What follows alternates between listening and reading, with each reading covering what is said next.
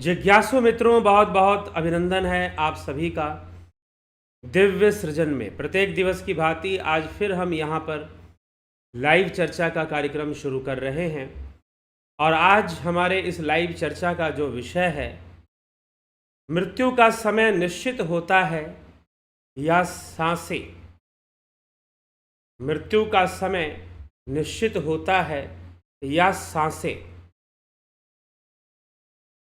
तो आज हम इस विषय पर चर्चा करेंगे। किसी ने प्रश्न भी पूछा था इस विषय पर, थोड़ा सा विलंब से शुरू हो पा रहा है, उसके लिए खेद है। आपको थोड़ा प्रतीक्षा करनी पड़ी, थोड़ा कष्ट हुआ। तो मृत्यु का समय निश्चित होता है या श्वासें। सबसे पहली बात आपको ये समझना है, क्योंकि लोग ऐसा कहते हैं कि मृत्यु का समय और स्थान निश्चित होता है। कुछ लोग ऐसा कहेंगे कि नहीं, सांसें हमारी गिनती की होती हैं। श्वासें जब खत्म हो जाएंगी तो हम जो है, मृत्यु अपने आप आ जाएगी। जितनी श्वास है उतना ही हम जिंदा रहेंगे। जैसे कि गाड़ी में जितना पेट्रोल है उतना ही चलेगा।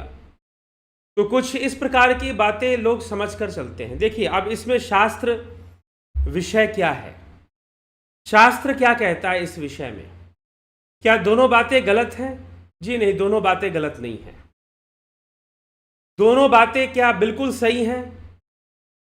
दोनों बातें बिल्कुल सही भी नहीं हैं, पूरी तरह से सही भी नहीं है। ये कहना कि मृत्यु का समय निश्चित होता है, ये भी बात पूरी तरह से सही नहीं है। और ये कहना कि हमारी सांसें गिनती की होती हैं, सांसें जब खत्म हो जाएंगी तो मौत आ जाएगी या मृत्यु आ जाएगी, ये भी कहना पूरी तरह से सही नहीं है। और ये कहना गलत भी नहीं है। ये कहना कि मृत्यु का समय जब होगा तो मृत्यु होगी, ये कहना भी गलत नहीं है। और श्वासें खत्म हो जाएंगी तो आयु खत्म हो जाएगी, ये भी कहना गलत नहीं है। क्योंकि इन दोनों बातों की सटीक व्याख्या नहीं मिलती है। व्याख्या किसकी मिलती है? पतंजलि योग शास्त्र के अंदर, वैदिक शास्त्र है, या फिर मीमांसा का हम ले लें, या योग सूत्र का भी हम ले लें, या श्रीमद् भगवद गीता का भी हम ले लें। तो क्या कहते हैं कि महर्षि पतंजलि ने योग शास्त्र में इस विषय पर लिखा है, जब उन्होंने कर्म की व्याख्या की है। 4 प्रकार के कर्म बताए हैं उन्होंने, 4 प्रकार के कर्म बताए हैं महर्षि पतंजलि ने। क्या आप बता सकते हैं कि महर्षि पतंजलि ने 4 प्रकार के कौन से कर्म बताए हैं? 4 प्रकार के महर्षि पतंजलि ने कौन से कर्म बताए हैं? अगर आपको पता हो तो जरूर कमेंट में लिखिए, मैं आगे बताऊंगा अभी। तो महर्षि पतंजलि ने, एक बार मैं सोच रहा हूं कि कुछ ऐसा कंपटीशन जो है चलाया जाए, क्योंकि लोगों के अंदर शास्त्र जागरूकता और बच्चों के अंदर आए, और कुछ ऐसी कंपटीशन की चीज़ें चलाई जाए जिस, और लोगों को कुछ, किसी ने मुझे आइडिया दिया ताकि लोगों के अंदर जागरूकता है और इसी बहाने वो लोग कुछ शास्त्र अध्ययन के प्रति वो लोग ध्यान दें, लोग जो है ध्यान दें। तो इसी तरह से मैं आपसे प्रश्न पूछता हूं कि महर्षि पतंजलि ने 4 प्रकार के कर्म की चर्चा की है, वो 4 प्रकार के कर्म कौन से हैं? तो क्योंकि योग सूत्र की चर्चा हमने इस चैनल पर पहले भी की है और उन 4 प्रकार के कर्मों को बताया है, तो आप कमेंट में लिख के बताएं तो जरूर।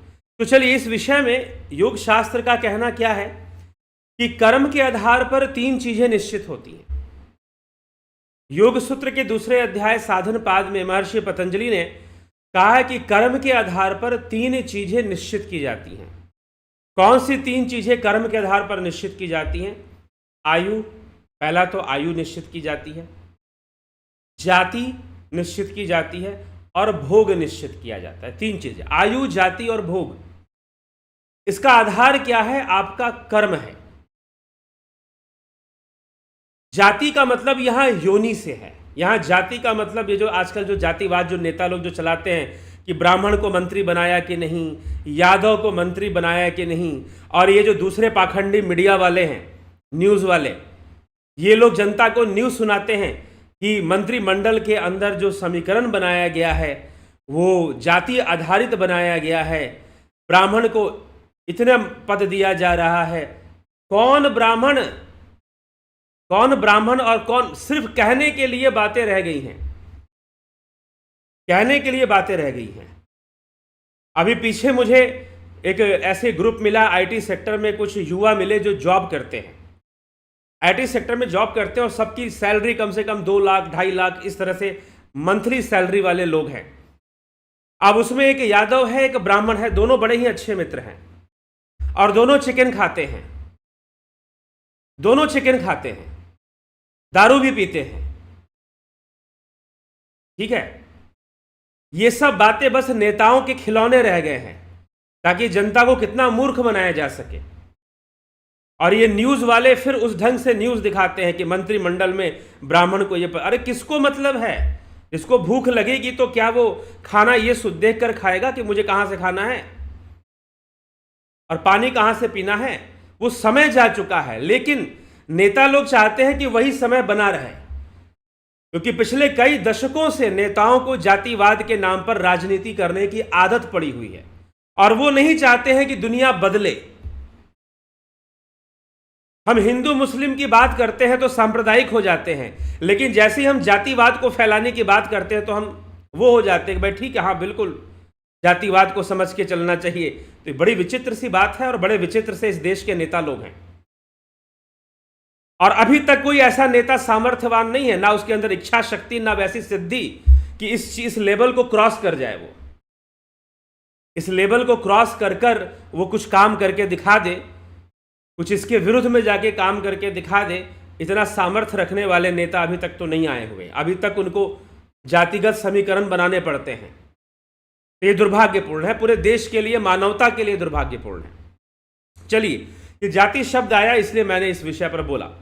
तो कर्म के आधार पर कभी किसी दिन किसी ने मुझसे अभी पीछे कहा कि आपने जब राम मंदिर बन रहा था तो आपने उसके ऊपर बोला था कि भाई शंकराचार्य क्या बोल रहे हैं, कौन क्या कह रहा है, लेकिन अभी आपने कुछ नहीं बोला। तो मैंने कहा कि क्यों बोला जाए, क्योंकि बोलने के लिए बहुत गहराई होती है बातों में।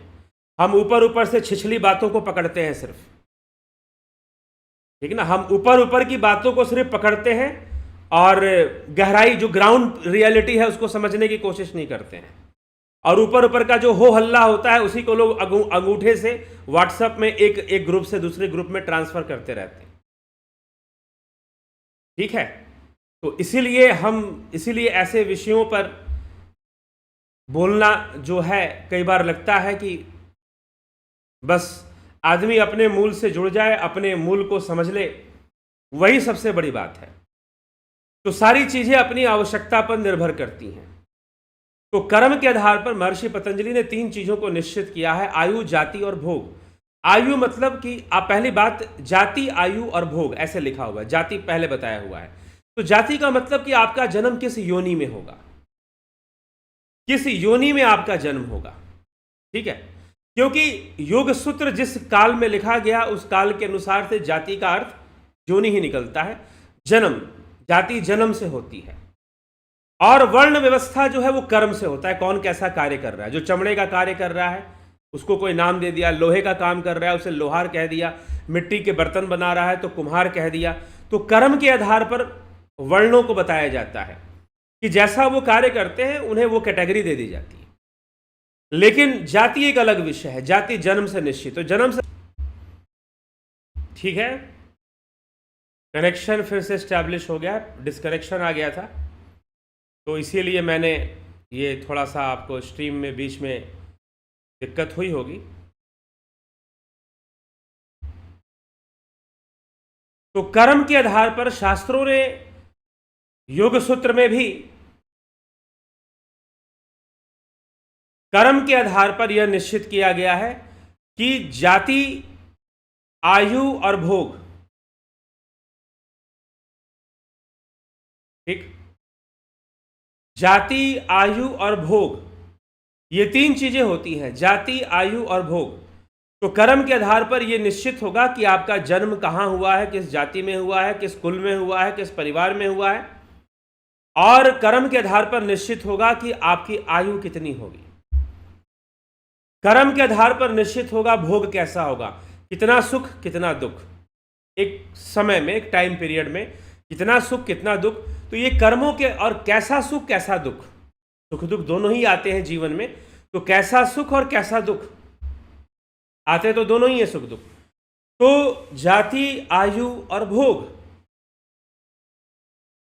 जाति, आयु और भोग, ये तीनों कर्म से निश्चित होते हैं। तो आपकी आयु कितनी होगी, आप कितने वर्ष तक जीवित रहेंगे, ये किस पे डिपेंड करता है? आपके कर्म पर। इसका निर्णय कर्मों से होता है। तो अब कर्मों से ही श्वासें भी निश्चित होंगी और कर्मों से ही समय भी निश्चित होगा।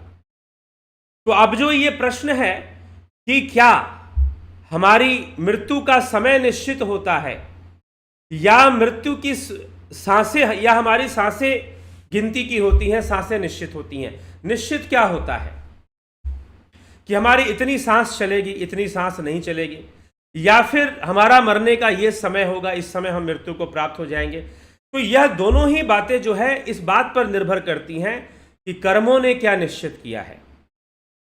कर्मों ने क्या निश्चित किया है? कर्मों ने ही आयु को निश्चित किया है। तो कर्म के आधार पर ही हमारा आयु निश्चित होती है और कर्म के आधार पर ही हमारी सांसें निश्चित होती हैं।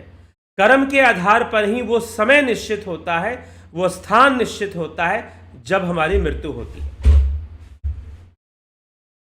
तो हमें ये बात पहले समझना है। तो समय का निश्चय और सांसों का निश्चय भी किस पर निर्भर करता है? कर्म पे निर्भर करता है। तो अब प्रश्न ये है कि अगर कर्म पे निर्भर करता है तो क्या मृत्यु का समय बदल सकता है, परिवर्तित हो सकता है? और क्या सांसें बढ़ सकती हैं? ऐसा संभव है? जी हां, दोनों ही बातें संभव है। मृत्यु का समय भी आपको बढ़ सकता है। मृत्यु का समय भी बढ़ सकता है। अगर मरने का जो समय है वो बदला जा सकता है, आगे बढ़ाया जा सकता है, या पीछे भी हो सकता है, या पीछे भी हो सकता है। ऐसी बात नहीं कि आगे ही बढ़ेगा, पीछे भी हो सकता है। मतलब कि जिसको बाद में मरना हो वो जल्दी मर जाए, ऐसा भी हो सकता है। और जिसकी मृत्यु है, हाँ ठीक है, ये थोड़ा रहस्यमय विषय है, क्योंकि हमें किसी भी व्यक्ति के मृत्यु का निश्चित समय हमें पता नहीं होता। तो अब कुछ लोग मुझसे, ऐसा किसी व्यक्ति से पहले भी मेरी चर्चा हुई है इस विषय पर, इसलिए मैंने आज इसको लिया है। तो इस विषय को आज हम समझेंगे। कुछ लोग ये भी पूछते हैं कि कितने % इस बात की चांसेस हैं कि हम अपने मृत्यु के समय को बदल दें, और कितने ऐसे लोग हैं जो अपने मृत्यु का समय परिवर्तित कर सकते हैं या अपनी सांसों को बढ़ा सकते हैं।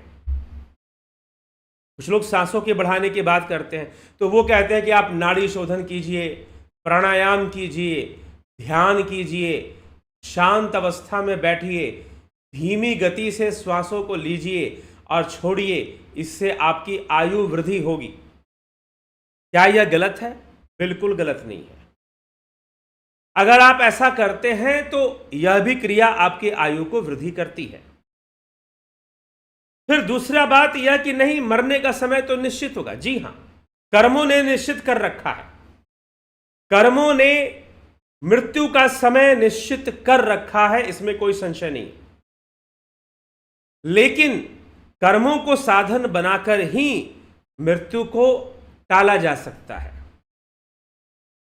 कर्मों को साधन बनाकर ही मृत्यु को टाला जा सकता है।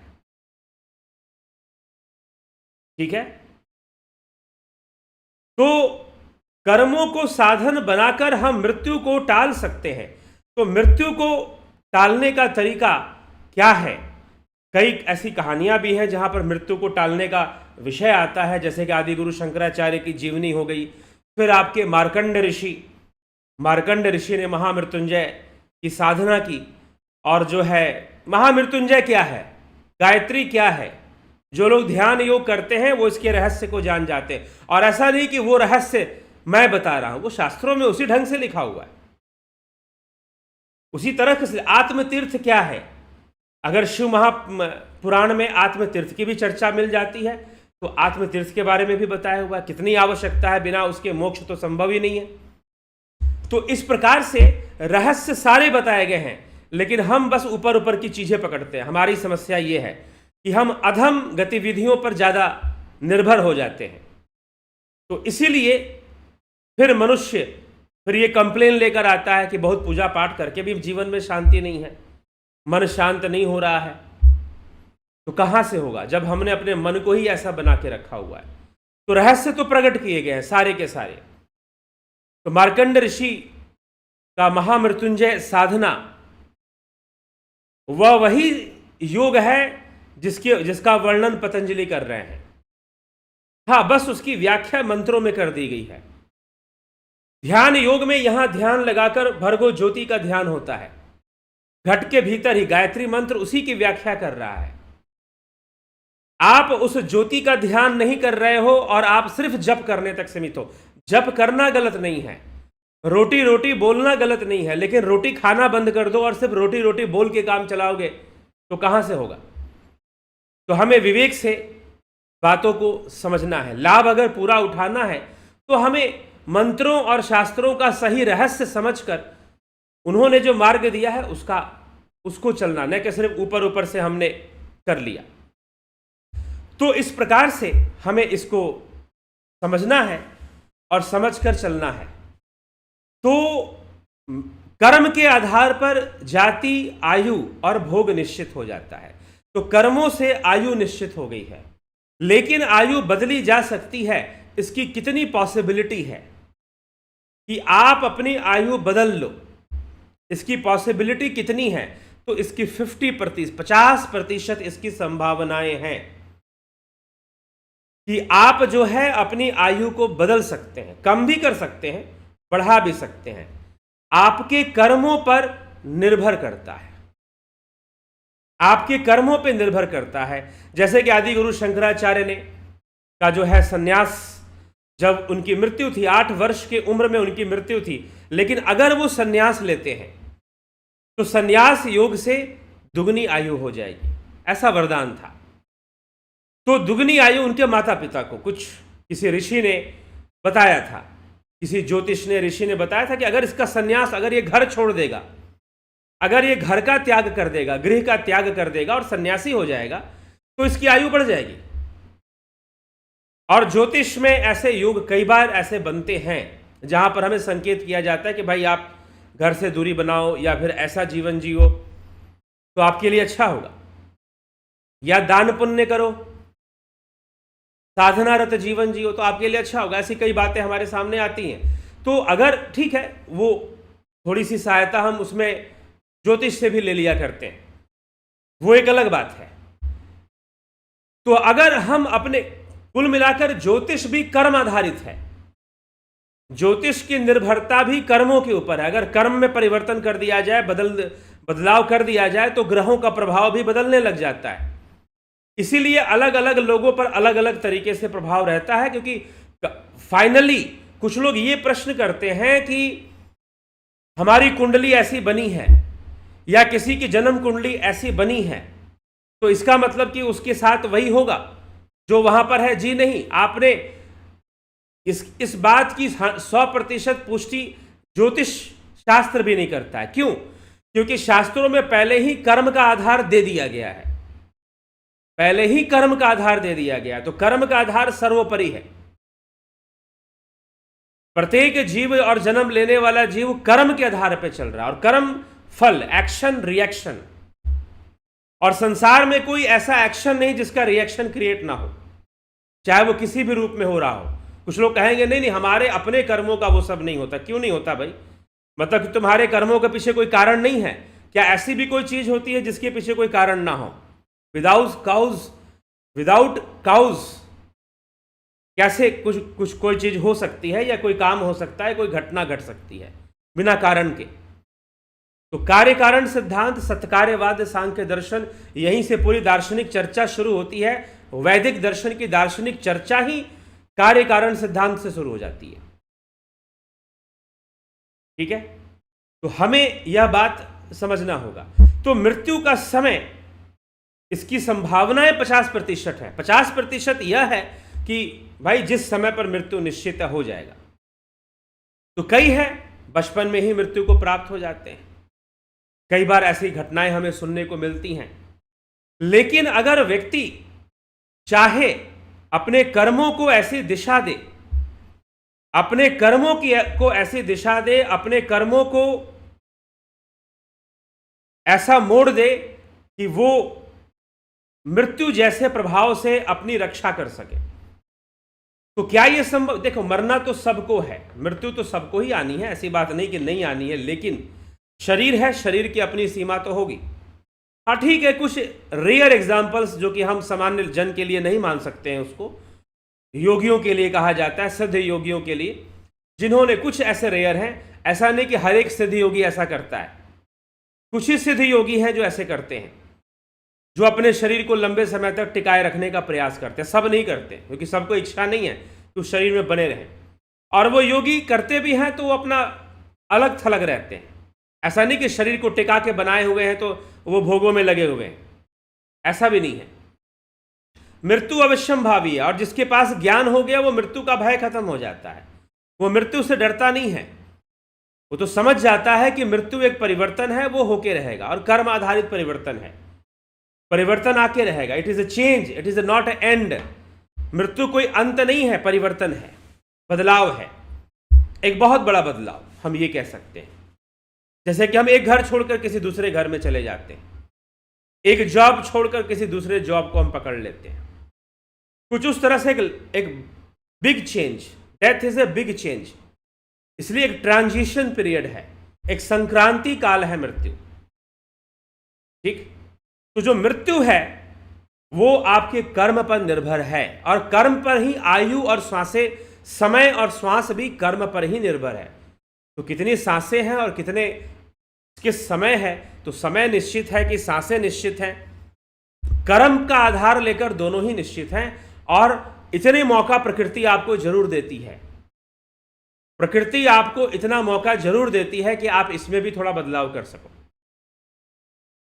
तो अगर हम कॉन्शियस हैं, सचेत हैं और योग मार्ग पर हैं, तो इसमें भी थोड़ा बदलाव किया जा सकता है।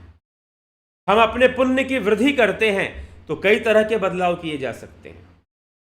नहीं तो हम अपने गलत कर्मों से, कई बार जो व्यक्ति को बाद में शरीर छोड़ना हो पहले ही बेचारा निकल ले, अपने कर्मों के प्रति सजग बने ही ना, सचेत बने ही ना, और बहुत सारे नशा आदि करना, गलत कर्मों में लिप्त रहे, तो जल्दी ही प्रकृति फिर देखती है कि भाई यह व्यक्ति संतुलन बनाए रखने में असमर्थ है।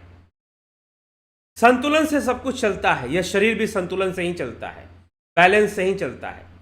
और वास्तव में हमारा जो सुख है, हम उस संतुलन की अवस्था को ही सुख कहते हैं, जहां हम उसको एंजॉय करते हैं। ठीक है, तो हमें जो है यह समझना है, इस विषय को समझना है। तो क्या मृत्यु का समय टाला जा सकता है? टाला जा सकता है। क्या मृत्यु की श्वासें बढ़ाई जा सकती हैं? बिल्कुल। योग कीजिए, साधना कीजिए, केवली अवस्था, ध्यान योग में ऐसी साधनाएं करवाई जाती हैं जहां पर बिल्कुल ये आने जाने वाली श्वासें स्थिर हो जाती है, रुक जाती है। तो क्या उसमें आयु वृद्धि होती है? बिल्कुल। स्वास्थ्य वृद्धि भी होती है, आयु वृद्धि भी होती है। जिस समय आपकी श्वासें रुक जाती हैं, स्थिर हो जाती हैं, केवली अवस्था बन जाती है, उस समय आयु वृद्धि भी होती है और स्वास्थ्य वृद्धि भी होती है, मानसिक स्वास्थ्य वृद्धि भी होती है, एकाग्रता की वृद्धि भी होती है, फोकस का भी बहुत ज़्यादा डेवलपमेंट हो जाता है, फोकस भी आपका डेवलप कर जाता है। तो बिल्कुल इसके फायदे हैं, बहुत अधिक फायदे हैं इसके। तो ऐसी बात ना सोच के चले कि भाई हमारी मृत्यु का समय निश्चित हो जाता है। ठीक है, कर्मों ने निश्चित, ये बात गलत भी नहीं है, मृत्यु का समय निश्चित होता है, फिर भी प्रकृति आपको इतना मौका जरूर देती है कि आप अपने मृत्यु को टाल भी सकें और चाहे तो पहले बुला भी सकें। ठीक है, तो अब कुछ लोग, जैसे कि प्रश्न होता है कि जब मृत्यु का समय निश्चित है तो किसी ने आत्महत्या कर ली, कर्म तो किया ना, कर्म तो किया ना, भले उस कर्म का परिणाम मृत्यु हो गया तो वो गलत कर्म ही हुआ। उसने अपने जीवन को समझने का कोई प्रयास क्यों नहीं किया? उसने अपना सारा ध्यान बाहर लगा दिया कि मुझे अच्छी नौकरी नहीं मिली, मैंने अच्छा पैसा नहीं कमाया, मेरी शादी अच्छी नहीं हुई, मेरे रिश्ते अच्छे नहीं बने, मैं जिससे प्रेम करता था वो, उससे मेरी शादी ना हो पाई, और हम चल दिए मरने के लिए। हमने ये क्यों नहीं सोचा कि हमें ये मनुष्य जीवन मिला है तो हम कम से कम जीवन का मर्म समझें, हम अपने आप से प्रश्न करें, हु एम आई, मैं कौन हूं? क्या मैं इंद्रियां हूं? क्या मैं शरीर हूं? क्या इंद्रियों तक ही मेरा अस्तित्व है? क्या ये इंद्रिया और हमारा नर्वस सिस्टम क्या हमें पूरा पूरा ज्ञान दे पा रहे हैं? क्या यही हमारी लिमिटेशंस हैं? ठीक है, संसार के भोग विषय भी होते हैं, लेकिन कम से कम अपने, अगर आपको मनुष्य जीवन मिला है, बड़े भाग मानुष तन पावा, भाई परापत मानुख देहुरिया, यह बड़े भाग्य से यह मनुष्य जीवन मिलता है। क्राउन ऑफ क्रिएशन कहा गया इसे, सृष्टि का सिरमौर। आपने अपने जीवन को जानने का कोई प्रयास नहीं किया, नहीं प्रयास किया कि मैं कौन हूं। नो दाई सेल्फ, खुद को जानो, स्वयं को जानो। उसको जानने का आपने कोई प्रयास ही नहीं किया। आप बस इन्हीं रिश्ते नातों में पड़े रहे, बस यही। ठीक है, मैं ये नहीं कहता हूं कि अच्छे रिश्ते नहीं बनने चाहिए, मैं ये भी नहीं कहता हूं कि अच्छा पैसा नहीं आना चाहिए आपके पास, आए, बहुत आए, लेकिन क्या अगर नहीं आएगा तो आप ऐसा कदम उठाओगे? तो मुझे लगता है कि उन्होंने, शायद वो बाद में मरते पहले ही मर गए।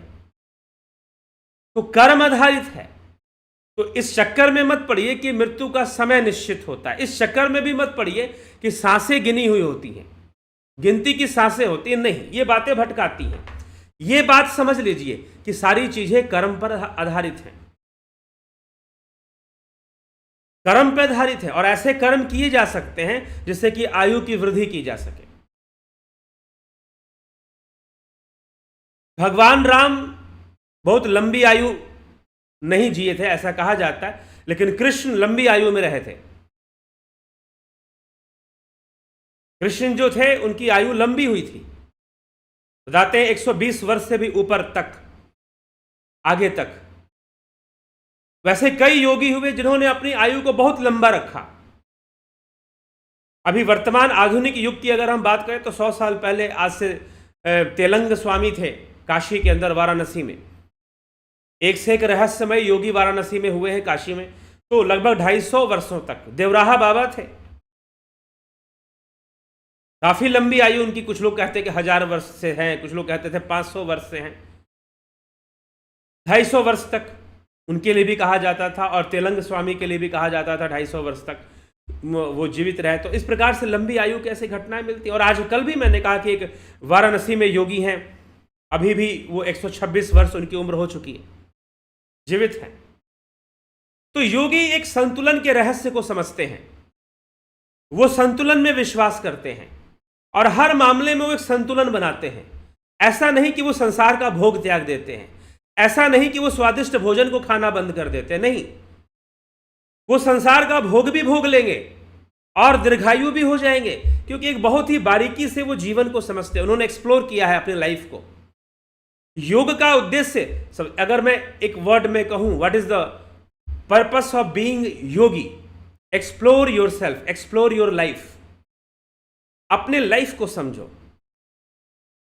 बायोलॉजी भी पढ़ो उसके लिए, साइकोलॉजी भी पढ़ो उसके लिए, अपना एक्सप्लोरेशन भी करो, अनुसंधान करो, रिसर्च करो, बायसनेस को खत्म करो। किसी भी तरह की बायसनेस, जबरदस्ती की बायसनेस नहीं होनी चाहिए, किसी भी प्रकार। किसी को पूरी तरह से नकारो मत और किसी भी पूरी तरह से सकारो मत, ठीक है? तो एक संतुलन बनाकर, और पहली बात क्या है कि उद्देश्य तो संतुलन है, तो जहां स्वीकृति देनी है वहां स्वीकृति देनी ही है, तो इसलिए संतुलन बनाना जरूरी होता। और ये जीवन की बात है, बाहर की बात नहीं है, जीवन की बात है। तो योगी एक जीवन के अंदर संतुलन बनाए रखने में सफल होते हैं, और कई बार वो शारीरिक संतुलन को बनाए रखने में बहुत सफल हो जाते हैं, तो अपनी आयु को। कुछ लोग ऐसा नहीं करते हैं, कुछ लोग अपने मानसिक संतुलन पर ही ज्यादा ध्यान देते हैं, और उसको बनाए रखने में तो वो भी दीर्घायु भी हो सकते हैं, और भी कुछ हो सकते हैं। कई बार वो पूरे विश्व को प्रभावित करते हैं। कुछ सिद्ध योगी होते हैं पूरी दुनिया को प्रभावित करते हैं, और कुछ सिद्ध योगी होते हैं जिनके बारे में दुनिया जान भी नहीं पाती, जान भी नहीं पाती। कितना बड़ा योगी आया था और हमारे बीच से चला गया, पता भी नहीं चला। और कुछ योगी हिमालय के कंदराओं में बैठे रहते हैं, हिमालय में, हिम बर्फों में, वो संतुलन बनाकर वहां पर भी अपने आप को बनाए रखते हैं। संतुलन का विज्ञान काम करता है। तो कर्म प्रधान है सब कुछ, तो ऐसा मत सोचिए कि मृत्यु का समय टाला नहीं जा सकता। हाँ ठीक है, कर्मों ने उसे निश्चित जरूर किया है। अब एक और बात यहां पर कहूंगा मैं कि पर्सन टू पर्सन भी बातें डिफर करती हैं। किस व्यक्ति के कर्म कैसे, हो सकता है कि किसी के जीवन में 75% इस बात का चांस है कि कर्मों ने फिक्स तो कर ही दिया है, नहीं 75% लोगों के लिए, 75% लोगों के लिए कर्म ने उनकी मृत्यु 75% फिक्स कर दी कि 75% चांस है कि यह व्यक्ति इस समय पर इसकी मृत्यु हो ही जाएगी। 25% अगर उसने अपने कुछ कर्म बदल लिए, अगर कोई राहु का प्रभाव आ रहा है तो उसने विदेश यात्रा कर ली, या कोई बहुत बड़ा दान कर दिया उसने उस समय पर, तो हो सकता है कि उसके ये जो मृत्यु का काल है वो टल जाए कुछ समय के लिए, ऐसा भी हो सकता है। तो कुछ लोग इसे टालने का, हाँ ठीक है टल जाए, या फिर उसमें अगर मृत्यु आए तो वो कुछ अलग ढंग से आए। जैसे कि राजा परीक्षित को पता चला कि 7वें दिन तक्षक सर्प के विष की ज्वाला में वो भस्म हो जाएंगे। उन्हें एक ऋषि ने, श्रृंगी ऋषि एक हुए, उन्होंने श्राप दे दिया। जब श्राप मिल गया तो राजा परीक्षित ने क्या किया, अब तो भाई चलो 7 दिन बाद है तो क्या करें, तक्षक सर्प से युद्ध करने लग जाएं, उसे मार दें, मरवा दें, क्या करें। परीक्षित ने यह नहीं सोचा, उन्होंने कहा कि मुझे मृत्यु का समाधान ढूंढना है। जब मेरी मृत्यु हो तो मैं अधोगति को प्राप्त ना हूं, मैं योगियों की भांति समाधि में लीन हो जाऊं। तो वो संत के शरण में चले गए, सुखदेव मुनि के शरण में चले गए, योग विद्या सीख लिया उन्होंने, और तक्षक सर्प आता उससे पहले वो समाधि में लीन हो गए। तो इससे बेहतर मृत्यु क्या हो सकती है। वास्तव में वो मरे ही नहीं, तो वो लीन होना, तो हाँ ये यहां पर आत्महत्या भी नहीं है, यहां पर कोई मार भी नहीं रहा है, हम खुद ही अपने आप को, अपने चित्त वृत्तियों का ही निरोध कर कर हम पूर्णतः शांत अवस्था को प्राप्त हो जाते हैं, वृत्ति मुक्त हो जाते हैं, कैवल्य की प्राप्ति हो जाती है। तो राजा परीक्षित को कैवल्य की प्राप्ति हो गई, वो योग समाधि में लीन हो गए, इससे पहले कि तक्षक सर्प आए और उन्हें डसे, वो योग समाधि में लीन हो गए। तो इसीलिए हमें यह समझना होगा कि हम जो हैं क्या अपने कर्मों को सुधारें, अपनी साधना को हम सुधारें। सांसें गिनती की होती हैं, जी हाँ, कर्मों के आधार पर हम कह सकते हैं कि सांसें भी गिनती की होती हैं। तो क्या ऐसा है कि हम अगर साधना करते हैं, ध्यान योग या ध्यान योग में कई क्रियाएं ऐसी बताई जाती हैं जहां पर हम बिल्कुल स्टेबल स्टेट में चले जाते हैं, ऑटोमेटिक, बिना कुछ किए, विदाउट एनी एफर्ट, आपकी जो श्वासें हैं वो थम जाती हैं, आपकी जो श्वासें हैं वो स्थिर हो जाती हैं। ठीक है, अपने आप उस अवस्था में हम चले जाते हैं, उसको जबरदस्ती रोकने की आवश्यकता नहीं पड़ती। प्रणव साधना कराई जाती है, उसमें ऐसी अवस्था बननी शुरू हो जाती है। तो जब ऐसी अवस्था बननी शुरू हो जाती है, हम बिल्कुल स्थिर, बिल्कुल शांत अवस्था में जब हम पहुंच जाते हैं, बिल्कुल स्थिर अवस्था में जब हम चले जाते हैं, तो वहां पर हमारी आयु वृद्धि होती है। जी हाँ, वो भी एक तरीका है मृत्यु को टालने का, आयु की वृद्धि करने का, वो भी एक तरीका है। ठीक है, तो हम एक सम्यक जीवन को अब जब अपना लें, एक सम्यक जीवन को अपना लें, तो हम देखेंगे हमारा मन, हमारा शरीर सब एक संतुलित अवस्था में रहना शुरू कर देते हैं। और जब हमें फिर धीरे धीरे हम इसे योग्य हो जाते हैं कि हम मृत्यु भी आए तो वो मृत्यु हमें अधोगति की ओर नहीं ले जाएगा, वो हमें भटकाव की ओर नहीं ले जाएगा। जैसा कि पिछले विचारों में हमने सुना कि सूक्ष्म शरीर नहीं बनता, मन माया मुई न मन मुआ, मन की मृत्यु नहीं होती, मन नहीं मरता। ठीक है, मन की मृत्यु नहीं होती, मन नहीं मरता। तो वह जो मन है एक अनुकूल अवस्था को प्राप्त हो जाएगा, फिर आप शरीर छोड़िए, कोई दिक्कत नहीं। फिर मृत्यु आए भी तो वो मृत्यु दुखदाई नहीं होगी और भटकाने वाली नहीं होगी। तो इसीलिए मृत्यु का जो समय है और जो श्वासों की गिनती है वो कर्म आधारित है। कर्मों में उचित परिवर्तन से और साधना मार्ग से इन दोनों में बदलाव लाया जा सकता है, इन दोनों में परिवर्तन लाया जा सकता है। मतलब कि समय भी बदल सकता है और श्वासें भी बढ़ सकती हैं। लेकिन फिर आप पूछोगे कि इसकी पॉसिबिलिटी कितनी है, तो ओनली 25%। ओनली 25% है। 75% वही होगा जो कर्मों ने पहले से निश्चित करके रखा है। अब आपके ऊपर निर्भर करता है कि आप सही समय पर ध्यान योग से जुड़ जाएं, युवा अवस्था में ही जुड़ जाएं, कम उम्र में ही जुड़ जाएं, समझ लें इस दुनिया की चाल को और समझ लें कि भाई ठीक है, संसार में तो हमें रहना है, संसार में रहने से संसार के भोग भी हैं, लेकिन हम अपनी जो जीवन यात्रा है उसको समझकर, जीवन को सही से समझकर, जीवन को संतुलित ढंग से हम जिए, उसकी व्यवस्था भी हम कर लें। हम योग मार्ग से जुड़ जाएं, हम ध्यान योग से जुड़ जाएं, सही समय पर जुड़ जाएं, तो निश्चय ही उसे अवसर मिल जाएगा कि वो अपनी साधना की वृद्धि कर पाए, अपना कल्याण कर पाए, लोगों का भी कल्याण कर पाए। ऐसी अपॉर्चुनिटी उसके पास आ जाएगी, ऐसा अवसर उसके पास आ जाएगा, ऐसा मौका उसके पास आ जाएगा। तो फिर निश्चय ही जो 25% चांस उसको दिया गया है, हाँ, अब मैंने एक और बात कही थी 50% चांस होता है, तो 50% चांस मैंने कहा था योगियों के लिए, जो कि साधना संपत्ति को लेकर जन्म लेते हैं। साधना संपत्ति को समझाया गया है श्रीमद् भगवद गीता में।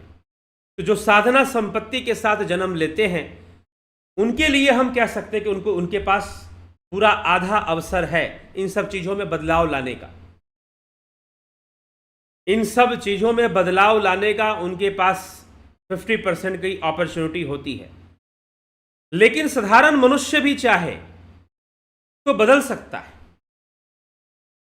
अपनी साधना से, अपने पुण्य से वो बहुत सारे बदलाव ला सकता है। अपने प्रायश्चित कर्म से अगर उससे कुछ गलत पाप हुआ तो उसका वो प्रायश्चित कर ले, ठीक ना, प्रायश्चित कर ले वो। तो अपने प्रायश्चित से वह कई तरह के परिवर्तन ला सकता है। और इतिहास में ऐसी कई कथाएं हमें सुनने को मिलती हैं कि जहां पर कुछ ऐसे लोगों ने अपने मृत्यु का समय टाला। अब अभी जो है वट सावित्री पूजा, अभी कुछ दिनों पहले वट सावित्री पूजा गई। उत्तर प्रदेश, बिहार के क्षेत्र में बहुत सारी महिलाएं करती हैं और भी कई जगहों पर वट सावित्री पूजा होती है। कुछ कुछ जगहों पर 7-7 दिन के त्यौहार होते हैं वट सावित्री पूजा में। तो सावित्री जी ने अपने पति की रक्षा कर ली थी अपनी तपस्या से, अपने तपोबल से, अपनी साधना शक्ति से, अपनी तपोबल से उन्होंने अपने पति की रक्षा भी यमराज से कर ली थी। तो कर्म है, तपस्या करना भी एक कर्म है, पुण्य की वृद्धि है और एक शक्ति सिद्धि का विकास हो जाता है योगी के अंदर। तो सारी चीजें कर्म पर निर्भर करती हैं, सारी चीजें कर्म पे निर्भर कर रही होती हैं। तो इसीलिए आयु का निश्चय कर्म से होता है। समय, अगर उसका समय निश्चित हो रहा है या सांसें निश्चित हो रही हैं तो वो भी कर्म से ही हो रही हैं, ठीक है। तो इसके लिए चिंता नहीं करना है, एक काम करना है, कर्म में लगे रहना है। मृत्यु कब आएगी, मृत्यु कब नहीं आएगी, इसके लिए रोने की आवश्यकता नहीं है। योग मार्ग पर चलो, योग मार्ग पर चलो। उस परा जगत से अपना कनेक्शन पहले से जोड़ के रखो जहां जाना है। योग मार्गी बनकर ध्यान, योग, भक्ति मार्ग वही है सब, अलग अलग चीजें नहीं है, कॉन्सेप्चुअली एक ही चीज है। तो अपने योग मार्ग से जुड़ के रहो। आने दो जो आना है, मृत्यु आना है तो आने दो, दुख कष्ट आने हैं तो आने दो। खुद को शांत अवस्था में रखने का अभ्यास, खुद को, स्वयं को संतुलित अवस्था में बनाए रखने का अभ्यास।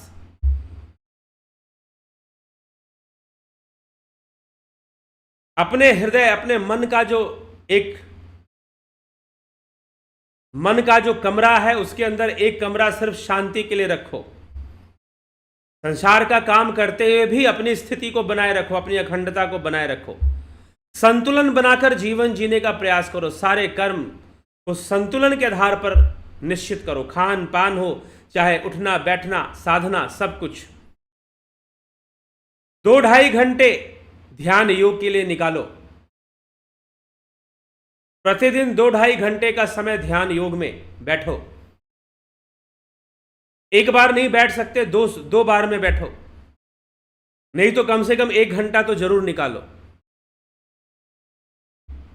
24 घंटे में। 2-2.5 घंटे हो जाए तो बढ़िया, 1 घंटा हो जाए, 2-2.5 घंटे हो जाए तो बहुत ही बढ़िया, श्रेष्ठ। 1 घंटा हो जाए तो इट्स ओके, क्योंकि उतना तो जरूरी है। 1 आवर टाइम निकालो ध्यान योग में बैठने का। जो लोग ध्यान योग कर चुके, जो नहीं किए हैं वो कर लें। 20 जून से शुरू हो रहा है ध्यान योग का कोर्स, ठीक है। तो विलंब ना करें, ज्वाइन कर ले। कुछ लोगों ने ज्वाइन कर लिया है, आप भी ज्वाइन कर ले, ठीक है। तो ध्यान योग से जुड़कर आप जो है चले, श्वासों को शांत अवस्था में, अपने को शांत अवस्था में ले जाएं, रखें, उस अवस्था में बनाए रखने का प्रयास करें। आयु की वृद्धि भी होती है, संतुलन बनता है जीवन में। फिर जो होना है होने दो, मृत्यु आएगी आने दो, क्या कर सकता है व्यक्ति। इसका मतलब ये नहीं कि आ बैल मुझे मार, जबरदस्ती मृत्यु को निमंत्रण दे रहे हैं, ऐसा नहीं। अपने स्वास्थ्य का ध्यान रखना है, जो जरूरी कर्म है वो करना है। लेकिन ठीक है, कर्मों से आयु निश्चित होती है, तो मृत्यु तो आएगी, उसके लिए हमें परेशान नहीं होना है। हमें साधना संपत्ति, क्योंकि वही साथ में जाएगी, वही साथ में जाएगी। इसलिए 6ठे अध्याय में कृष्ण ने बहुत स्पष्ट तरीके से अर्जुन को समझा दिया है कि संसार का कोई कुछ भी तेरे साथ नहीं जाता, लेकिन जिसने थोड़ा सा भी योग किया है, थोड़ा सा भी योग किया है, तो वह योग उसका व्यर्थ नहीं जाएगा, और वह जो है उसका साधना संपत्ति के रूप में उसके साथ जाएगा। और अगर पुण्य कर्मों की पूंजी बहुत है तो वह देव रूप में भी रहेगा, और फिर उच्च कुल में जन्म लेकर, श्रीमानों के घर में जन्म लेकर अपने योग मार्ग में और आगे बढ़ जाएगा। तो थोड़ी सी भी साधना व्यर्थ नहीं जाने वाली है। लेकिन जिसकी जितनी ज्यादा एकत्र हो जाए उतना कर लेना चाहिए। तो अपनी साधना संपत्ति को इकट्ठा कर लो जितना हो सकता है, ठीक है। बाकी तो शरीर है, नश्वर शरीर है, उसके लिए हम क्या कह सकते हैं। काल के हाथ में तीर कमान ना देखे बूढ़ा बच्चा जवान, ऐसा भी कहा जाता है। काल के हाथ में तीर कमान, काल की चलती है, लेकिन कर्म की भी कुछ चलती है। तो कर्मों में बदलाव से, कर्मों में शुभता लाने से और कर्मों में बदलाव से आयु को बढ़ाया भी जाता है। लेकिन कुछ योगियों ने इसको नहीं चुना। उन्होंने बहुत कम समय में ही अपना कार्य कर कर अपने शरीर का त्याग किया, लेकिन बहुत कम समय में उन्होंने बड़े बड़े कार्य भी कर दिए। स्वामी विवेकानंद, संत ज्ञानेश्वर, आदि गुरु शंकराचार्य 32 साल की उम्र, संत ज्ञानेश्वर 21 साल की उम्र, स्वामी विवेकानंद 39 ईयर्स की एज तक कितने बड़े कार्य कर दिए। तो इसलिए हमें विवेक से विचार कर कर अपना चलना है, एक संतुलन बनाकर हमें जीवन को जीना है और अपने जीवन को बेहतर बनाना है। चलिए, तो आगे हम आपके कमेंट्स देख लेते हैं, कौन क्या कमेंट करता है। ध्यान योग का कोर्स 20 जून से शुरू हो जाएगा। आप इसको ज्वाइन कर कर अपने आयु बढ़ाइए। जो आयु बढ़ाना चाहते हैं, बिल्कुल ध्यान योग से आयु बढ़ता है, बिल्कुल बढ़ता है। तो प्राकृतिक चिकित्सा का कोर्स, दर्शन का कोर्स जो है, योग शिक्षक, योगा टीचर ट्रेनिंग कोर्स, ये भी चल रहा है। अभी इसकी एक ही क्लास हुई है, ज़्यादा क्लासेस नहीं हुई हैं। आप ज्वाइन करना चाहते हैं या डेमो लेना चाहते हैं, उस क्लास में कुछ 1-2 क्लासों में आपको फ्री, 2 व्यक्ति ने संपर्क भी किया है, उनको लिंक भेजा जाएगा जैसी क्लास इसकी होती है। और जो करना चाहते हैं वो बात कर सकते हैं, या पूरा कोर्स ही ज्वाइन करना चाहते हैं कर सकते हैं। ये एक तरह का प्रोफेशनल कोर्स है। एस्ट्रो कंसल्टेंसी ले सकते हैं, अग्निमय बुद्धि, अमेजन से भी ये पुस्तक प्राप्त कर सकते हैं। चलिए, आपके कमेंट्स देख लें। नवज्योति नाथ जी,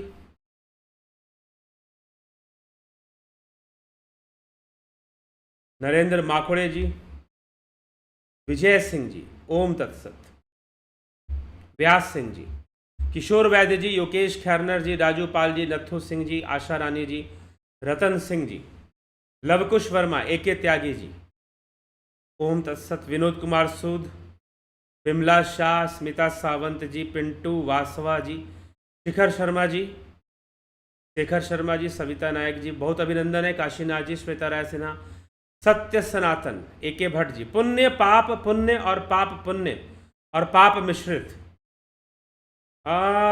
योग सूत्र में कर्म की बात कर रहे हैं। पुण्य पाप, पुण्य और पाप, पुण्य और पाप मिश्रित। नहीं नहीं, ये 75% आपका आंसर सही है, 75% आपका उत्तर सही है। थोड़ा सा यहां गड़बड़ हो रहा है, ठीक है, कुछ चीज आप लिखना भूल गए इसमें, अनुज सिंह जी, लेकिन फिर भी 75% उत्तर सही है।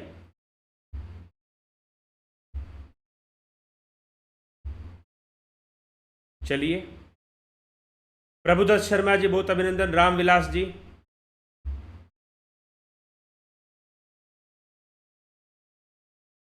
मुकेश प्रसाद जी,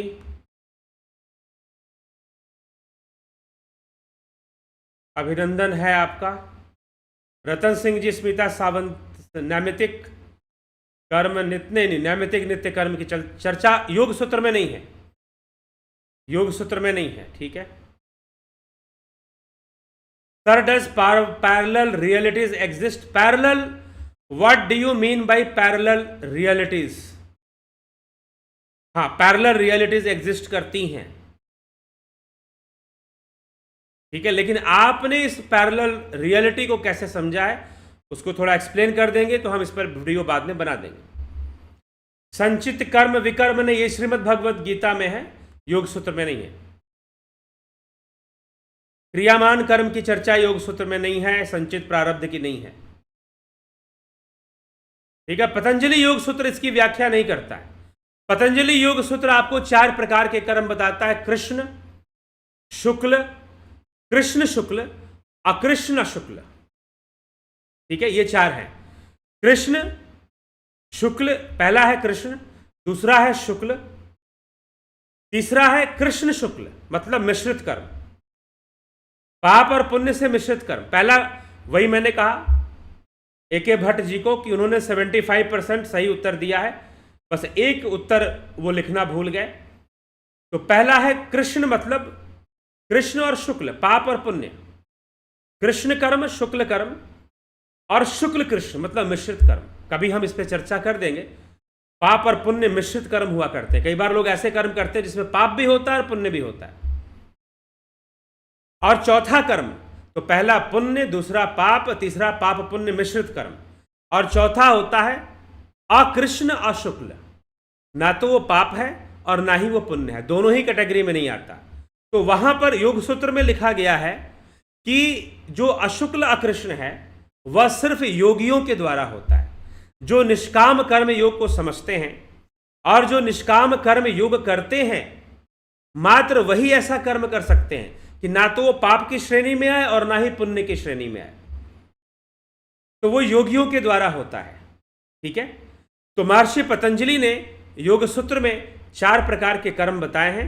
पहला है कृष्ण, दूसरा है शुक्ल मतलब पाप, पहला पाप दूसरा पुण्य, तीसरा है कृष्ण शुक्ल मतलब मिश्रित, पाप और पुण्य से मिक्सिंग होगा उसमें, और चौथा है ना तो वो पाप है और ना ही पुण्य है, तो उसको निष्काम कर्म योग कहा गया है।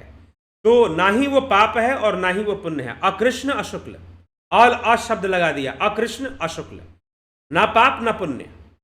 तो वो कौन करता है? तो वहां पर योग सूत्र में लिखा गया है यह योगियों के द्वारा होता है। चौथा जो कर्म है वो योगियों के द्वारा होता है, योगी ऐसा कर्म करते हैं, ना तो वो पाप के श्रेणी में आएगा और ना ही पुण्य के श्रेणी में आएगा, ठीक है। चलिए, पोष प्रकाश शर्मा जी, रिकर्स रॉक्स, can soul exchange the body to enjoy go another house?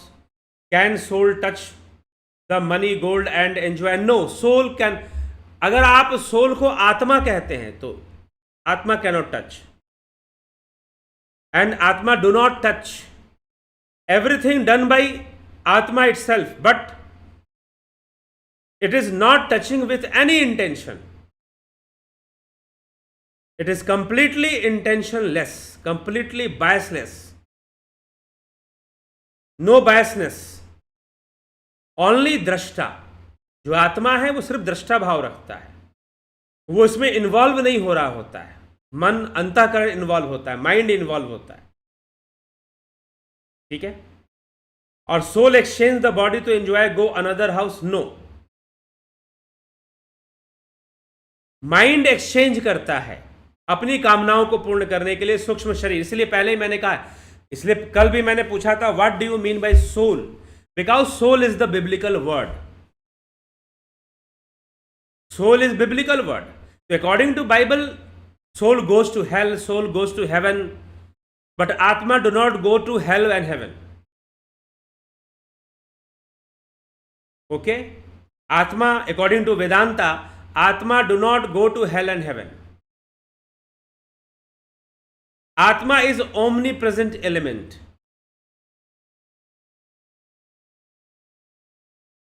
शुद्ध चैतन्य, सच्चिदानंद, ठीक है। तो वो आत्मा का स्वरूप है। तो इसलिए आत्मा नरक में नहीं जाता, स्वर्ग में नहीं जाता। हाँ, जीवात्मा हम कह सकते हैं, जीव शब्द जुड़ जाएगा, जीव शब्द जुड़ जाएगा उसमें। वो नरक का भोग करता है, वो स्वर्ग का भोग करता है। Ujjwal Bankar ji, can soul feel crying? No. अगर सोल का अर्थ आत्मा, से वही बात आ जाती ना कि आप सोल शब्द का you change your sentence, ask can आत्मा फील क्राइंग, तो आत्मा नेवर फील क्राइंग, बट जीवात्मा फील क्राइंग। मन जो है, अंतःकरण जो है, वो फील करता है।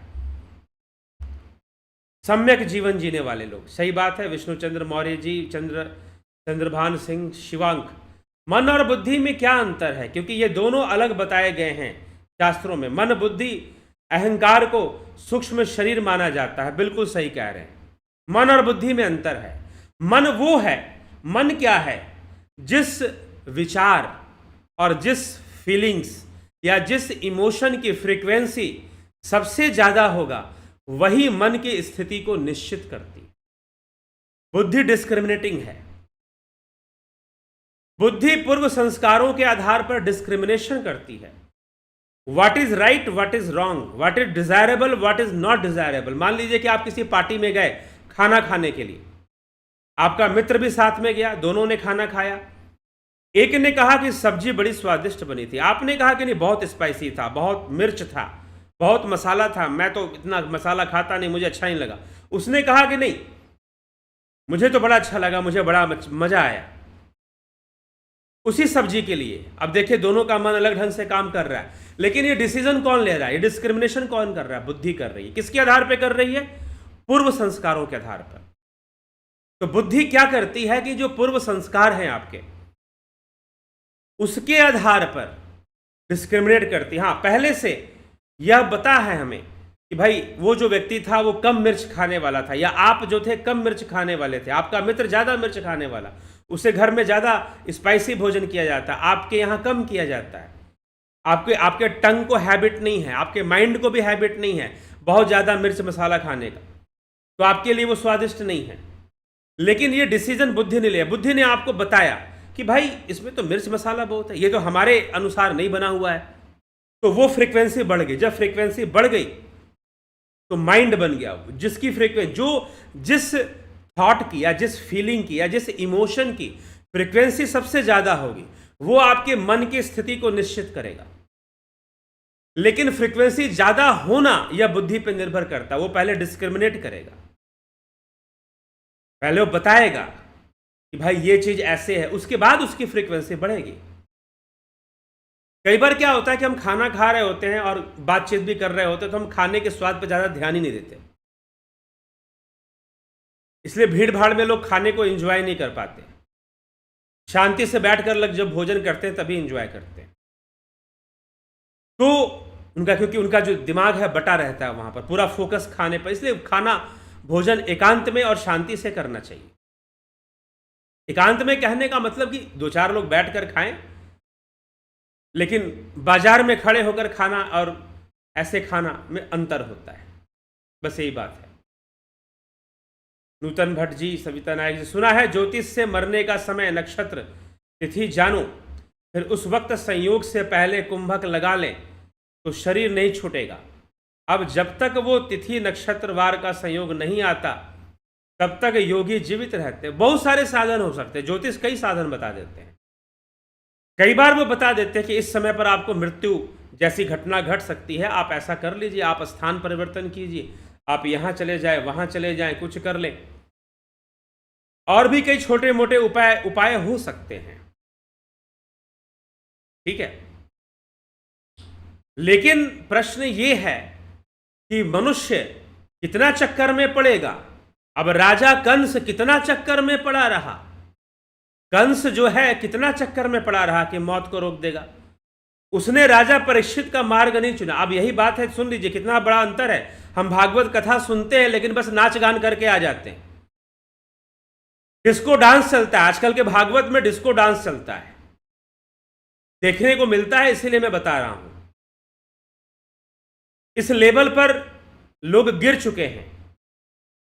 तो आप डांस करके आ जाते हैं, भागवत कथा में नाच गाकर आ जाते हैं, दान कर देते हैं, डोनेशन कर देते हैं, अपना नाम अनाउंस करवा लेते हैं कि भाई मैंने किया। कुछ मैं कथाओं में चला गया, वहां कथा के बाद 1 घंटा तो लोग नाम अनाउंस करने में टाइम वेस्ट करते हैं। कई बार कथा शुरू होने के पहले भी सिर्फ नाम ही अनाउंस होता रहता है। तो कई बार लोग जो है अपनी लोक माया जो है उसकी कामना और मान सम्मान की कामना को पूर्ण करने का साधन बना देते हैं धर्म के कार्य को। तो क्या पुण्य इकट्ठा होगा। तो इसीलिए अब ऐसा ठीक है, मैं ये नहीं कहता हूं कि नाम जिन्होंने अच्छा काम किया है, कथा में अच्छा सहयोग दिया है, उनको सम्मानित करो, बहुत अच्छी बात है। लेकिन औपचारिकताओं की अपनी एक सीमा होनी चाहिए। और कुछ जगहों पर मुझे कथा से ज़्यादा समय तो लोग औपचारिकताओं में बिता देते हैं, और कथा भी हुई तो बस डांस गाना नाच के चले गए। भागवत में, उसी भागवत में 2 घटनाएं हैं, कंस की मृत्यु की भविष्यवाणी और राजा परीक्षित की मृत्यु की भविष्यवाणी। कंस की मृत्यु की भविष्यवाणी और राजा परीक्षित की मृत्यु की भविष्यवाणी, दोनों की भविष्यवाणी होती है और दोनों समाधान ढूंढते हैं। कंस भी समाधान ढूंढता है, कंस जबरदस्ती वाला समाधान ढूंढता है। उसको पता चलता है कि देवकी का 8वां गर्भ ही उसको मारेगा, तो भाई खत्म कर दो। पहले तो गर्भ को ही खत्म करने का प्रयास करता है, फिर जन्म ले लिया तो पीछे पड़ जाता है कि भाई कृष्ण वहां चला गया है गोकुल में, फिर वृंदावन में, तो मरवा दो उसे, राक्षसों को भेजकर, अपने दूतों को, सैनिकों को भेजकर। बहुत कोशिश करता है, लेकिन क्या हुआ, क्या हो गया, क्या बदल दिया उसने। अगर राजा परीक्षित वाला मार्ग ढूंढा होता तो बहुत, तो योग मार्ग में इतनी क्षमता है। तो सही बात है कि अगर कोई कुंभक लगा ले या फिर पहले से भी अभ्यास करे तो वो अपनी आयु की वृद्धि कर लेता है, ठीक है। लेकिन कुंभक लगाना, जबरदस्ती वाले कुंभक से ज्यादा लाभ नहीं मिलेगा। क्यों नहीं मिलेगा? क्योंकि उससे आपको स्ट्रेस जाता है, आपके लंग्स पर, शरीर पर पूरा तनाव बढ़ जाता है फिर।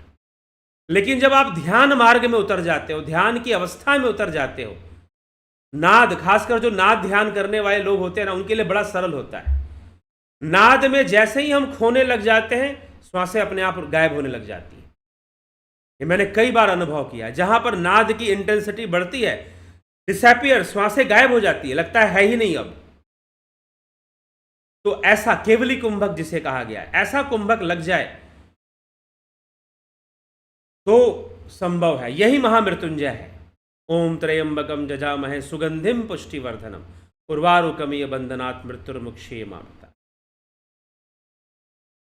तो वह जो उस ब्रह्म का जो स्मरण है, जैसे शिव करते हैं ओम त्र्यंबकम जजामहे, उनका जो है वह सुगंधि, पुष्टिवर्धक और मोक्षदायी है, मुक्ति देने वाला। यही महामृत्युंजय हमें ऐसा समझाता है।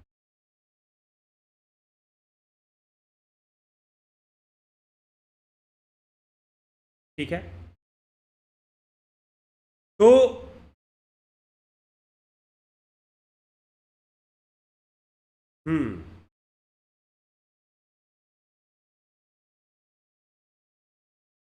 वो ऐसा इसलिए क्योंकि है, करते हैं कि पुनर्जन्म लेने से साधना का समय बर्बाद होता है। हाँ, तो अपना इसी जन्म में अपनी पूरी कर कर अपना निकलते हैं। कई योगी ऐसा करते हैं, सही बात है। लेकिन कई जो है लोक कल्याण के उद्देश्य से दोबारा जन्म भी लेते हैं। पिंटू वासवा जी, योगेंद्र पंडित जी, गौरव सिंह जी।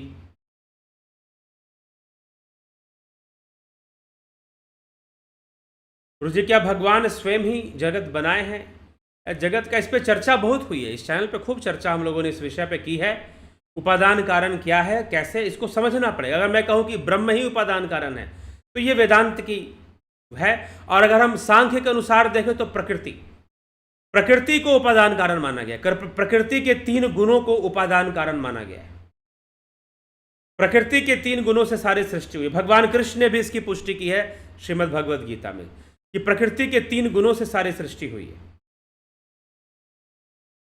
ठीक है,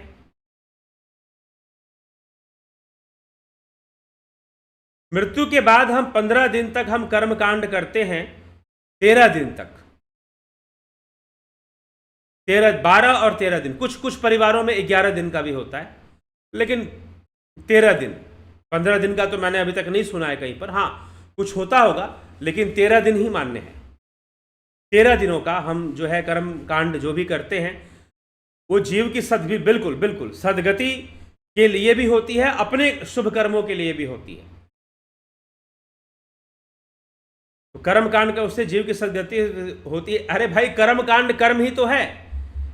यहां विरोधाभास हो जाएगा ना कि आपने पूछा कि कर्म कांड करते हैं उससे जीव की सदगति होती है या कर्मों से होती है। कर्म कांड कर्म ही है। हाँ, आप बस ये समझ रहे हैं कि भाई जो पूजा पाठ या कुछ किया जाता है उससे कोई सदगति हो जाएगी, कि नहीं, कर्म से ही होगी। लेकिन कर्म कांड क्या है? सही कर्मों को करना ही कर्म कांड है। पंच कर्म, ये अग्निमय बुद्ध पुस्तक पढ़ी, उसमें कर्म कांड समझाया गया है। अग्निमय बुद्ध पुस्तक लीजिए, खरीदिए, पढ़िए, उसमें पूरा कर्म कांड समझाया गया है कि कर्म कांड की फिलॉसफी क्या है, कर्म कांड की क्या फिलॉसफी है, उसमें समझाया गया है। कर्म कांड आपने कुछ पूजा कर लिया, कुछ अनुष्ठान कर लिया, उसी से कर्म कांड निश्चित नहीं हो जाएगा। ठीक है, चलिए इस पे हम चर्चा कर देंगे आगे, हम आने वाले लाइव में इस पे चर्चा कर देंगे।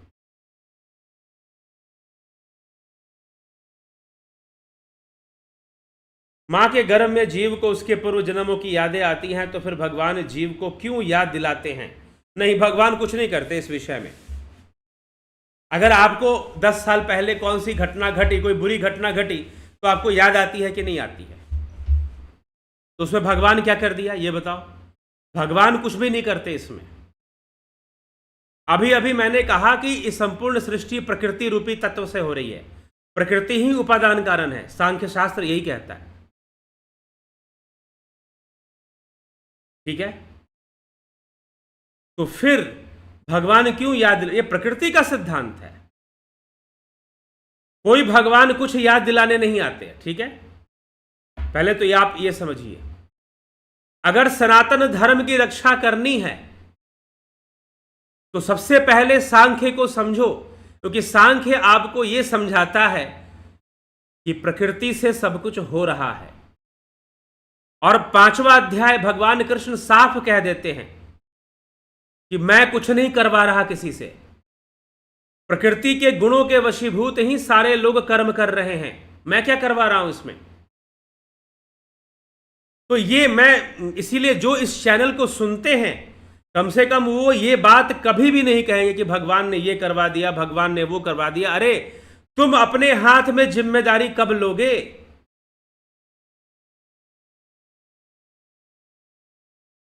भगवान कभी कुछ नहीं करवा रहे हैं। पहले तो आप इसको निश्चित कीजिए, ये बात ही यहां गलत हो जा रही है कि भगवान जीव को कोई याद, भगवान किसी को कुछ याद नहीं दिलाते।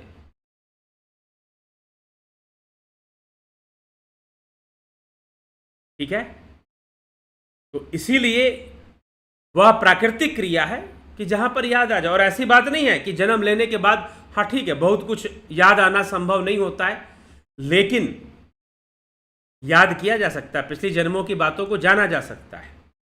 लक्ष्मी कौर, सर नेगेटिव कैसे हटाएं, नेगेटिव थॉट्स को कैसे हटाएं? ध्यान योग करिए, ध्यान योग का कोर्स ज्वाइन कीजिए और नेगेटिव थॉट्स को हटाना सीखिए। अपने अंदर वो क्षमता विकसित कीजिए, टेक्निक को जानिए, स्किल्स को डेवलप कीजिए। थॉट कंट्रोल, थॉट्स की मैनेजमेंट, माइंड पावर को बढ़ाना, ये स्किल्स हैं। स्किल्स को डेवलप की, ध्यान योग वो स्किल देता है।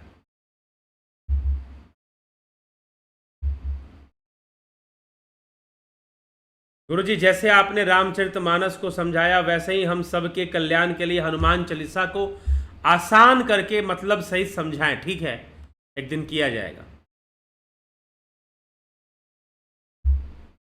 अभिषेक वर्मा जी, सर प्रणाम। ईश्वर कौन है? इस्लाम में जिनको अल्लाह खुदा कहते हैं वही ईश्वर हैं, या कोई और? हिंदू धर्म में परब्रह्म परमेश्वर कहते हैं, क्या वही ईश्वर है? क्रिश्चियनी में गॉड बोलते हैं, क्या वही? पहले भी इस पर चर्चा की जा चुकी है, पहले भी इन विषयों को स्पष्ट किया गया। बहुत बड़ा अंतर है। सनातन धर्म में जो कॉन्सेप्ट है वो बहुत ही डिफरेंट है, बहुत अलग है, एक ही नहीं है। हाँ, जहां तक अब्राहमिज्म की बात है तो गॉड और अल्लाह काफी हद तक 99% सिमिलर हैं। लेकिन अगर आप परमेश्वर या परमात्मा की बात करोगे सनातन धर्म में तो काफी डिफरेंट है, 99% डिफरेंट है, ऐसा आ जाएगा। अगर गॉड अल्लाह 99% एक जैसे हैं तो सनातन धर्म में जो परमात्मा है कि जो बात की जाती है और उसका जो कॉन्सेप्ट है वो 99% उससे अब्राहमिज्म से डिफरेंट है, अलग है, एक नहीं है। कॉन्सेप्ट ही अलग है, बिल्कुल।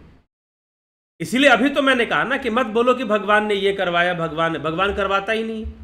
जब भगवान स्वयं कह रहे हैं कि मैं नहीं करवाता हूं तो आप क्यों थोपे जा रहे हो कि भगवान ने ये कर दिया, भगवान ने वो कर दिया? जैसी ये जो जगन माता है, जो प्रकृति है,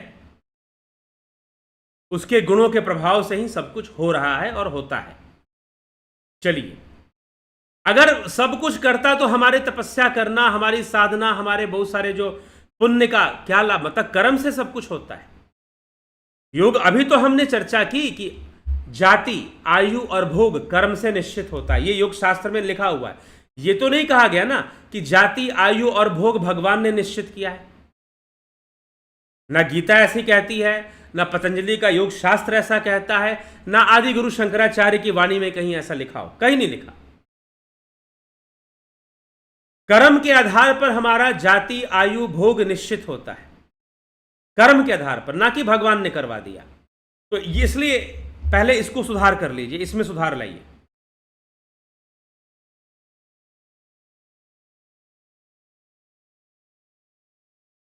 कैन आत्मा एंड? No, never. आत्महत्या कहना सही है या जीव हत्या? क्योंकि कोई आत्मा के, हाँ, जीव हत्या ही कहना सही है, लेकिन अब ये शब्द प्रचलन में है सेल्फ डिस्ट्रक्शन को। आदमी जब अपने आप को, अपने शरीर को स्वयं खत्म करता है तो उसे हम आत्महत्या कह देते हैं। ये वर्ड एक ट्रेंडिंग वर्ड है। तो जब हम किसी को बताना शुरू करें, हाँ, बाद में हम समझा दें कि भाई आत्मा की तो हत्या हो नहीं सकती, लेकिन जो ट्रेंडिंग है, जब हम किसी को समझाएंगे तो टॉपिक वही लेंगे, ट्रेंडिंग टॉपिक ही लेंगे। गुरुजी, आत्मा का फोटो हम देख सकते हैं, मन का नहीं देख सकते।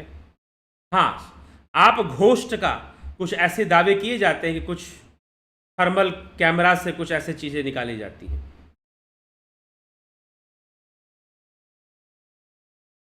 जड़ कहने का क्या मतलब है?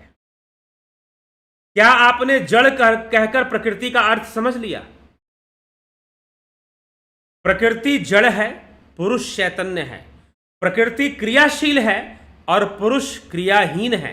सांख्य दर्शन पढ़िए, सांख्य सूत्र पढ़िए, सांख्य शास्त्र पढ़िए, और वहां सूत्रों में लिखा हुआ है प्रकृति जड़ है लेकिन क्रियाशील है, जड़ होकर ही क्रियाशील है, और पुरुष चैतन्य होकर ही क्रियाहीन है, वो कोई कर्म नहीं करता। श्रीमद् भगवद गीता पढ़िए, वहां पर भगवान कृष्ण कह रहे हैं सारी रचना प्रकृति की है। 9वें अध्याय के अंदर सब प्रकृति कर रही है। 5वें अध्याय में वो कहते हैं कि मेरे द्वारा कुछ होता ही नहीं है, ना तो कर्म, ना कर्ता और ना कर्ता, कर्म फल, कर्म कर्ता और कर्म फल, इन तीनों में मेरा कोई संयोग होता ही नहीं है।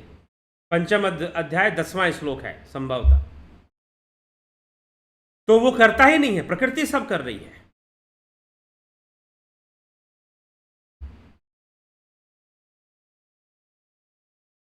ठीक है, गुरुजी पति का फोटो हमें इस, क्या प्रश्न है ये? जय श्री राम, जितेंद्र साहू जी जय श्री राम। चलिए इसी के साथ मैं विचारों को विराम दूंगा, काफ़ी समय हो चुका है और समय को ध्यान में रखते हुए आप लोगों ने ज़्यादा आज कमेंट्स थे तो इसीलिए समय भी ज़्यादा लग गया, लेकिन समय की अपनी एक मर्यादा होती है। तो हम जो है विचारों को, टॉपिक तो पहले ही ख़त्म हो चुका है, विषय जिस विषय को लिया था वो बस आप कमेंट्स पढ़ने होते हैं तो वो है। तो कई लोग कहते हैं कि नहीं भाई कमेंट्स पढ़ने में फिर लंबा होता है, तो फिर उतना लंबा वीडियो को, तो ठीक है, जहाँ तक टॉपिक कवर हुआ आप वहाँ तक देखिए, छोड़िए आगे बढ़ जाइए। तो इस तरह से ये विषय है। ठीक है, तो हम अभी विचारों को विराम देते हैं, कल फिर मिलते हैं। बहुत बहुत आभार आप सभी का। ओम तत्सत।